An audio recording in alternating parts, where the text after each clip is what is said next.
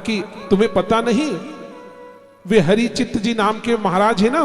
ब्राह्मण देवता बोले हाँ, वो तो हमारे पुरोहित जी हैं, उनके यहाँ एक लल्ला का जन्म हुआ है, एक बालक हुआ है।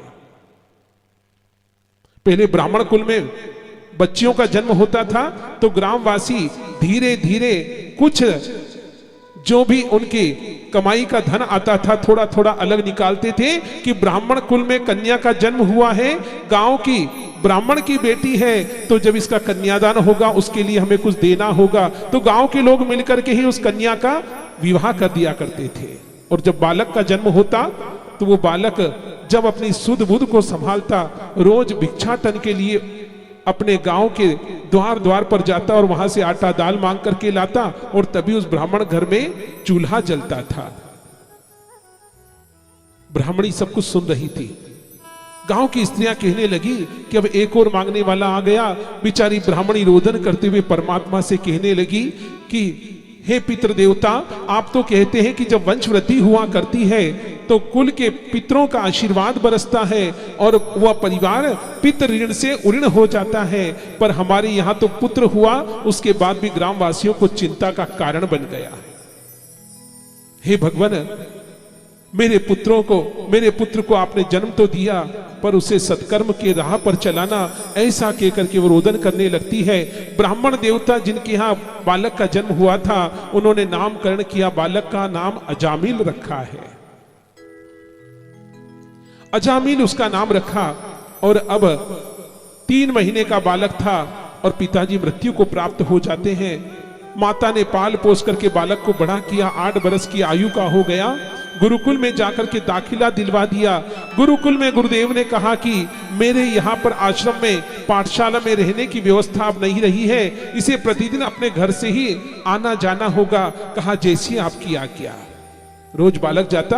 अब माता रोज 2 रोटी बनाती और बना करके पोटली में बांध करके दे देती कि पुत्र भूख लगे और गुरुदेव की आज्ञा हो तब खा लेना और वहां पर ज्ञान को प्राप्त करना।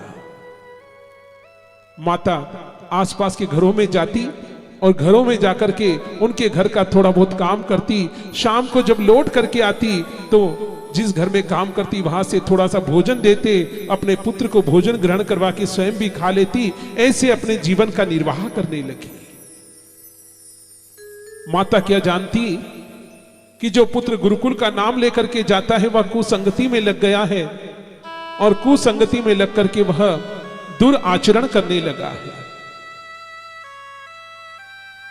दुराचरण के लिए जब द्रव्य की आवश्यकता होती, धन की आवश्यकता होती, तो वह अपने पिता का संदूक खोलता, जिसमें जो ग्रंथ रखे हुए थे उन ग्रंथों को बेचने लगा, और बेच करके जो भी धन प्राप्त होता उससे वह जुआ खेलने लगता, और इस प्रकार से धन को व्यर्थ ही गंवा देता।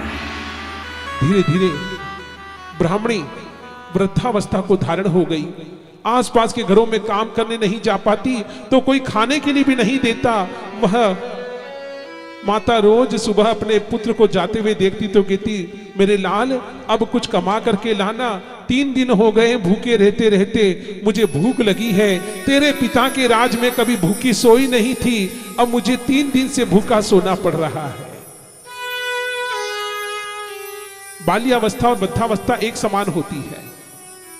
बालक को जैसे समय समय पर भूख लगने लगती है, वैसे ही तीव्रता और तीव्र वेग से भूख लगने लगती है वृद्धावस्था में। माता जोर जोर से आज विलाप करने लगी।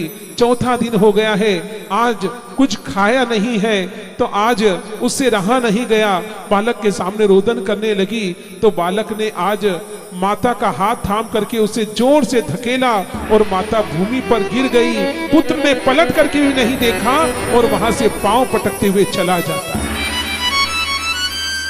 रात्रि में जब लौट करके आया, आकर के जब देखा कि मां, जैसी में सुबह तुम्हें छोड़ के गया था तुम वैसी की वैसी यहीं की यहीं पड़ी हो, उठती क्यों नहीं? जैसे ही हिलाया तो देखा मां तो परम गति को प्राप्त हो गई है, भगवान के घर चली गई। अजामिल ने भी आज अपनी माता को मृत अवस्था में देखा, अब रोदन करने लगा, किंतु अब मां पुनः लौट करके नहीं आएगी।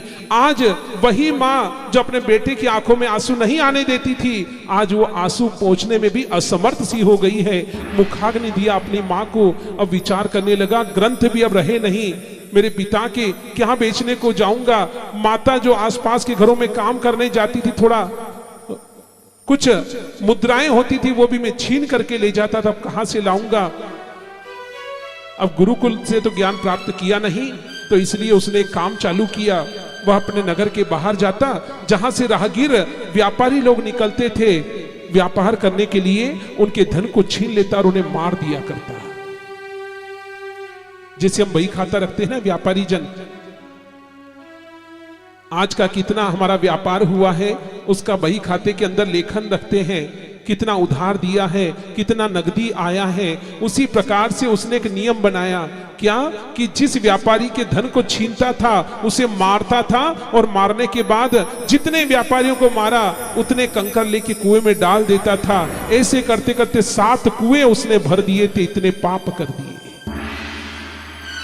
आज भगवान ने विचार किया कि एक बार अवसर तो इसको भी मिलना चाहिए, प्रायश्चित करने का अवसर मिलना चाहिए।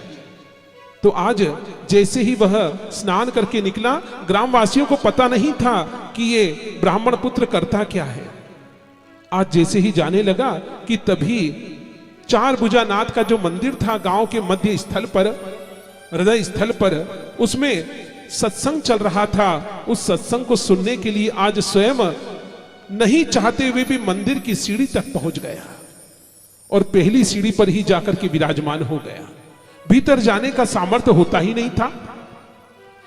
पहली सीढ़ी कौन सी, जहां पर हम जूते चप्पल उतारते हैं, वो वहीं पर बैठ गया। वहीं पर बैठ करके सुनने लगा। वहां पर संत कुछ संकीर्तन कर रहे थे, उनको सुनने के बाद भी उसके मन में किसी प्रकार का ज्ञान स्फुटित नहीं हुआ। अजामिल भी आज जब जाता है वहां से, भजन सुनने के बाद भी ज्ञान चक्षु नहीं खुले। चौपाल को देखा, वहां पर कुछ लोग बैठ करके पंचायत में बैठे वार्ताएं कर रहे थे। उनने सुना सरपंच महोदय कह रहे थे, नगर के पंच कह रहे थे कि भाई तुम्हें पता है ग्रामवासियों, हमारे गांव के बाहर जो राहगीरों के जाने आने के लिए, व्यापारियों के जाने आने का मार्ग है, वहां कोई लूट खसोट करने वाला दुष्ट है जो उनके धन को छीन भी लेता और मार भी देता है। इसलिए हमें एक काम करना है। आज पंचायत का यही फैसला है कि कल से उस मार्ग को बंद कर दिया जाएगा और हमारे गांव के पीछे जंगल में होकर के जो रास्ता है उसको खोल दिया जाएगा। उसने सब कुछ सुन लिया, विचार किया किसी को पता नहीं कि लूट खसोट मैं ही करता हूं। अजामिल ने विचार किया कि चलो आज कारोबार की छुट्टी, आज उसका संडे है, जय श्री कृष्ण। पलट करके चला गया और घर चला गया। दूसरे दिन मानो कि आज नए व्यापार पे जाना है, नए मार्ग में जाना है। नहा धो करके तैयार हुआ और तैयार होकर के जैसे ही निकला, निकलते निकलते विचार किया कि मेरी माँ कहा करती थी कि जब भी कोई नए काम पर जाओ तो ललाट सूना नहीं होना चाहिए। इसलिए आज मंदिर गया और मंदिर जाकर के उसने वहां की चंदन की जो काशी की प्याली थी उसमें से थोड़ा चंदन लेके ललाट पे लगाया। मानो कि आज पहली बार वह जन्म से भले ही ब्राह्मण था किंतु कर्मों से ब्राह्मण नहीं बना था, आज कर्म से ब्राह्मण बन गया है। आज भगवान का आशीर्वाद रूपी हाथ उसके मस्तक पर आ गया। सदगुरुदेव कहते हैं कि आज तिलक को धारण किया, जैसे ही पहुंचा मार्ग में, वन में पहुंचा, वहां की वेश्या को देखा। वेश्या को देख करके कुछ मन में विचार आया, पलट करके घर आ गया। रात्रि भर सो नहीं पाया, प्रातःकाल जागृत हुआ, किसी प्रकार से पता लगाया, उस वेश्या के भवन जाकर के द्वार को खटखटाया। उस स्त्री ने स्नान करने के बाद हाथ में पूजन की थाली थी और जैसे ही मंदिर को खोला, मंदिर में जैसे ही पूजन करने को बैठी और द्वार को खटखटाते हुए सुना, दौड़ करके आई और आकर के द्वार को खोला तो ब्राह्मण देवता को देखा। प्रणाम करके कहा, ब्राह्मण देवता आप मेरे द्वार पर कैसे पधारे हैं? मैं तो एक कुकृत्या नारी हूं, अनेक पाप को करने वाली पापातुर हूं। मेरे यहां पर भिक्षा लेने के लिए पधारे हो तो मैं क्षमा चाहती हूं। मेरे यहां का एक जल का बूंद भी यदि आपने ग्रहण कर लिया तो आपकी बुद्धि भ्रमित हो सकती है। अब यहां पर क्या कहता है अजामिल, कहने लगा कि आपने कैसे पहचाना कि मैं ब्राह्मण हूं? आपने ललाट पर जो तिलक लगा रखा है, ब्रह्मांड आपका देख करके पहचान गई। कहा अच्छा ठीक है, मैं आज देवी अपनी इच्छा से नहीं आया। रात्रि में स्वप्न में नारायण ने दर्शन दिए और कहा कि मेरी भक्ति करने वाली एक स्त्री है, चाहे कर्म कैसे भी करे किंतु मेरी भक्ति करने वाली है, इसलिए तुम्हें उन्हें ब्राह्मणी होने का परम सौभाग्य देना है, क्या तुम उससे विवाह करोगी? इतना सुनते ही कहा कि क्या मैं पाप कर्म को करने वाली, क्या मैं ब्राह्मणी कहलाने के परम सौभाग्य को प्राप्त करूंगी? कहा हाँ तुम कर सकती हो, तो मुझे स्वीकार है। चरणों में प्रणाम किया और जो पूजा की थाली थी नारायण की पूजा करने की, उससे ब्राह्मण देवता के चरणों का पूजन करने लगी। ब्राह्मण देवता ने उनके साथ विवाह रचाया और अजामिल के साथ उनकी पत्नी अजामिलनी अब अपने ससुराल में निवास करने लगी है। समय व्यतीत हुआ, गर्भवती हुई। एक बार अपने स्वामी से प्रेम पूर्वक पूछने लगी, स्वामी एक बात बताओ, आप कौन सा कार्य करते हो? प्रातः काल को जाते हो, सायंकाल में लौट के आते हो, कभी नगद धन लेके आते हो, कभी अनाज की कट्टियां लेके आते हो, तो कभी रकम आभूषण लेकर के आते हो, कभी कपड़े लत्ते के पोटले लाते हो, क्या करते हो? कहा देवी मैं अपने पास के नगर में एक साहूकार के यहाँ काम करता हूँ और वे बड़े साहूकार हैं, बड़ा व्यापार है, जो मुझे प्रसन्न होकर शाम को देते हैं लेकर के आ जाता हूँ। कहा अच्छा ठीक है। इतना झूठ सुनने के बाद, मिथ्या सुनने के बाद भी कहा कि मेरे स्वामी कभी मुझसे मिथ्या नहीं कहेंगे, मुझे विश्वास है। दोबारा कभी पूछती नहीं थी। एक बार अपने स्वामी से पूछा कि स्वामी बताओ ना, हमारे ससुर जी की तिथि कब आती है? कल से श्राद्ध लगने वाले हैं, मैं श्राद्ध निकालूंगी। कहा श्राद्ध निकालने की क्या आवश्यकता, मैं हूं ना, मैं भी तो ब्राह्मण हूं, रोज मुझे भोजन करवाओ, ब्राह्मण भोजन हो जाएगा। कहा कि नहीं मुझे बताओ ना कौन सी तिथि है। अब याद नहीं पिता की और माता की तिथि कौन सी थी, कुछ बोल नहीं पाया। अब स्वामी बिना बोले चले गए तो मन में विचार आया कि अमावस्या के दिन यदि तिथि निकालूंगी तो सर्व पितृकारी अमावस्या के दिन सभी पितृ तृप्त हो जाते हैं। उसने आज श्राद्ध निकाला, स्वामी को कहा नहीं। स्वामी के जाने के बाद उसने क्या किया, 3 जनों का भोजन बनाया, एक स्वयं का, एक अपने पति देवता का और एक ब्राह्मण देवता का भोजन बना करके और खीर पूड़ी बना करके ढक दिए और आस पड़ोस के घरों में गई। काकी जी आज हमारे यहाँ श्राद्ध है तो आप काका जी को भेज देना। बोले हमारे तो पहले से बुलावा आ गया है, हमारे यहाँ न्योता आ गया है, हमारे यहाँ से कोई नहीं आएगा। पूरे गांव में भ्रमण कर लिया किंतु कोई ब्राह्मण आने को तैयार नहीं। आज दुखित होकर के घर की डेली पर बैठ जाती है और रोदन करने लगी, कहने लगी कि जब तक मेरे यहाँ ब्राह्मण भोज नहीं होगा तब तक मैं भी आज भूखी रहूंगी। ऐसा विचार करके वह रोदन करने लगी और रोदन करते हुए अपने ब्राह्मण देवता को याद करने लगी कि तभी वहां से संतों का आगमन होता है। एक नहीं 2 नचन हो गए तो एक नहीं 4 हाथों से देते हैं 4 भुजानाथ भगवान। संत जी के पीछे पीछे 20-20 साधुओं की टोली चली आ रही है, अन्यत्र यात्रा पर जा रहे थे। जैसे ही उनको देखा दौड़ करके गई और प्रणाम किया, कहा कि ब्राह्मण देवता कृपा करना, आज मेरी यहाँ तिथि है, श्राद्ध है, भोजन के आतिथ्य को स्वीकार करो। कहा अवश्य, किंतु मैं अकेला नहीं हूं, मेरे साथ मेरे संतों की टोली है, क्या सभी को भोजन कराओगी? कहा अवश्य, आप सभी का भोजन तैयार है।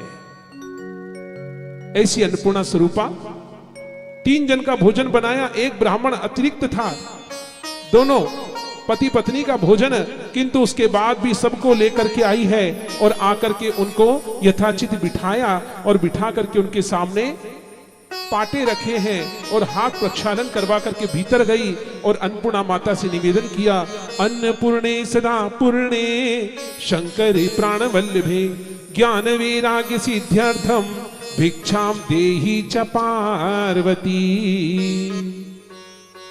हे अन्नपूर्णा माता, अतिथि पधारे हैं, हम चाहे भूखे रह जाएं पर अतिथि भूखा नहीं जाना चाहिए अपने द्वार से, इसलिए आप कृपा की वर्षा करना। अन्नपूर्णा माता आज प्रसन्न हो गई है। उसने जैसे ही खीर की हांडी का ढक्कन हटाया और कटोरियां परोसना प्रारंभ की तो सभी संतों के सामने थाल परोसे गए हैं और सभी ने गौग्रास निकाला है। गौग्रास निकाल करके भोजन को ग्रहण किया। अब मनवार कर करके उन्हें भोजन परोस रही है और भोजन कम होता ही नहीं है। सबने यथोचित भोजन किया। अब अंतिम बार उनकी मनुहार कर रही थी कि तभी देखा अजामिल आ गए हैं। आज अजामिल का बोनी बट्टा भी नहीं हुआ। विचार किया कि आज किसका मुंह देख के गया था, एक भी मुझे व्यापारी नहीं दिखा जिसको लूट करके मार पाता। तभी उसके मन में विचार आया कि अरे आज तो अमावस्या है और अमावस्या के दिन कोई भी कार्य करे तो वो सफल नहीं होता। जैसे ही लौट करके आया तो यहां संतों को जीमते हुए देखा, क्रोधित हो गया कि पहले तो आषाढ़, पहले तो दुबलो और फिर 2 आषाढ़, पहले ही तो आज मेरा बोनी नहीं हुआ और आज इतने लोगों को जिमा करके खर्चा करवा दिया। अर्धांगिनी ने क्रोधित होकर के देखा। उनकी पत्नी ने धीरे से इशारा किया, कुछ कहना मत, भीतर आओ। भीतर ले जाकर के हाथ जोड़ती है, देखो स्वामी भोजन तो ब्राह्मणों का हो गया और आपको भूखा नहीं सुलाऊंगी, आपके लिए पर्याप्त भोजन है। अब भोजन तो हो गया, कुछ कहना मत आप। अच्छा ठीक है, अब भोजन हो गया तो इनको रवाना करो। अब निवेदन करने लगी, और क्या परोसूं? नहीं नहीं, हमने यथोचित भोजन कर लिया, अब एक भी ग्रास अधिक खाया देवी तो अजीर्ण हो जाएगा। बस अब हमें तिलक करके दक्षिणा से वेष्टित करो, फिर हमें जाना है। अजामिल को क्रोध आ गया, भोजन भी करोगे और फिर दक्षिणा भी चाहिए? हाँ, भोजन के बाद दक्षिणा तो बनती है, नहीं तो यदि खाद्य वस्तु दी जाए और साथ में यदि आपने कुछ मुद्रा नहीं दी तो वो प्रेत का दान होता है, यदि मुद्रा दे दी जाए तो पितृ का दान माना जाता है। कहा कि क्या चाहिए दान में? हमको दान में धन नहीं चाहिए, वस्त्र और अन्न भी नहीं चाहिए, हमको मात्र यह वचन चाहिए कि ये जो माता गर्भवती है, 3रे महीने में ये एक पुत्र को जन्म देने वाली है, उस पुत्र का नाम नारायण रख देना। कहा ठीक है, हम यही नाम रखेंगे। तो बताओ ब्राह्मण, क्या नाम रखोगे तुम्हारे पुत्र का? कहा नार नार। कहा नार नहीं, नारायण नारायण। किंतु पापी की जीवा से नारायण शब्द निकलता नहीं, नार नार कह करके वहीं पर अपनी वाणी को विराम दे देता। अजामिल की पत्नी ने कहा कि मुनि श्रेष्ठ, मैं यही नाम रखूंगी, मैं इसका नाम नारायण रखूंगी। बालक का जन्म हुआ, नारायण नाम रखा गया। अब धीरे धीरे समय व्यतीत हुआ, वृद्धावस्था ने आकर के घेर लिया है अजामिल को। 8 बरस का हो गया है नारायण, आंगन में चारपाई के ऊपर लेटा हुआ है वृद्धावस्था में अजामिल। और अजामिल की पत्नी भीतर भोजन बना रही है, रसोई घर में भोजन निर्माणित कर रही है कि तभी आंगन में लेटे लेटे पलट करके देखता है, करवट बदल के तो क्या देखता है कि नारायण गीता जी लेकर के बैठा है और गीता का सार पढ़ रहा है। क्या नारायण, दिन भर ग्रंथ लेकर के बैठे रहते हो? क्या विद्वान बनना चाहते हो? उठो यहां से, गौशाला में जाओ और गौओं को घास डाल करके आओ। नारायण मस्तक झुका करके जी पिताजी बोल करके वहां से चला गया। और जब प्राणी नारायण से विमुख हो जाता है तभी वहां पर यम के दूत आ जाते हैं। यम के दूत आ गए हैं आज। ये विशाल स्वरूप बना रखा है, काले रंग के स्वरूप के, और बड़े बड़े उनके काले काले केश हैं, अंगारों की भांति दधक रहे हैं, लाल लाल दोनों नेत्र और सिर पर जिनके सींग बने हुए हैं। ऐसा स्वरूप उन्होंने बना रखा है। दांतों को किटकिटा रहे हैं, दांतों को पीस रहे हैं। एक हाथ में पाश और दूसरे हाथ में मुग्दर ले रखा है और कहते हैं कि बहुत पाप कर लिए पापी, अब चल तेरे जाने का समय हो गया है। परमार्थ कभी तूने किया नहीं, भूखे को तूने कभी खिलाया नहीं, चल आज तुझे लिवाने के लिए आए हैं। पाश जैसे ही फेंकने लगे कि तभी वो चित्कार के कहता है, देवी देवी मुझे कुछ दिखाई नहीं देता, देवी मुझे कुछ दिखाई नहीं देता। भीतर से अजामिल की पत्नी ने कहा कि स्वामी वृद्धावस्था है ना, आंखें चिपक गई होंगी, देखो आंगन में हांडी के अंदर गरम गरम जल है, उससे मुंह धो लो, तुम्हारी आंखें खुल जाएगी, अभी कहां अंधेरा हुआ है। यम के दूतों को देख करके थर थर कांपने लगा, प्रज्वर हो गया, बुखार हो गया, मल मूत्र का त्याग करने लगा। 65 प्रकार की मृत्यु का वर्णन किया गया है गरुड़ पुराण के अंदर। 65 प्रकार की मृत्युएं होती हैं। अंतिम समय में अंतिम श्वास ली जा रही है। भगवान कहते हैं कि जब यम के दूत त्राणा देने के लिए आते हैं तब 65 प्रकार की मृत्यु होती है। कोई मल मूत्र के त्याग करते हुए मृत्यु को भोगते हैं, किसी के से निकलते हैं, किसी को काल की उल्टियां होने लगती है। और इस प्रकार से अंतिम श्वास प्राणी जब लेता है तो घर के लोग क्या करते हैं, उन्हें पलंग से उतार करके भूमि पर ले लेते हैं। भूमि पर उन्हें उतार लिया जाता है और तुलसी जी का कुंडा उनके सिरहाने रखते हैं। किंतु यहाँ पर कोई नहीं है, क्योंकि नारायण जो पास बैठा था उसे भी उसने दूर भेज दिया है। अब जब पत्नी को पुकारा वो नहीं आई, तब अपने पुत्र को पुकारा। जैसे ही गले में पाश फेंका यम के दूतों ने, उसने कहा नारायण नारायण नारायण। जैसे ही नारायण को याद किया और देखते ही देखते ढोल मृदंग बजने लगे हैं, आकाशवाणी और गर्जना होती है, आकाश से विमान उतर के आ रहा है, संगीत गान होने लगा है। और इतने मधुर संगीत गान के साथ नंद सुनंद नाम के पार्षद आ रहे हैं, जो साक्षात विष्णु का स्वरूप धारण करके आए हैं, जो जय विजय का रूप बना करके आए हैं, जो वेंकटेश मंदिर में द्वारपाल के रूप में बैठे हैं। प्रेम पूर्वक दौड़ करके आए और विमान से उतर करके आए, पाश को तोड़ दिया अपने हाथों से नंद सुनंद भैया ने, और हाथ थाम करके उसकी आत्मा को अपने विमान में आरूढ़ किया। और जब जाने लगे तो यम के दूत कहने लगे ये पापी दुराचारी है, ये आपका ग्राहक नहीं है, हमारा ग्राहक है, यमपुरी में जाने योग्य है। कहा इसने हमारे नाथ को पुकारा है, इसने हमारे दीनानाथ को पुकारा है। और अनाथ को सनाथ करने वाले जगन्नाथ भगवान जिन्हें प्रिय मानते हैं, आज ये उनके धाम जा रहे हैं। कहा इसने तुम्हारे नारायण को नहीं, इसने इसके पुत्र नारायण को पुकारा है। तो यम के दूत की वार्ता को सुनकर के नंद सुनंद कहने लगे कि राम नाम भजते रहो, रीज भजो या खीज, अरे उल्टे सीधे डालिए फिर भी उगेंगे बीज।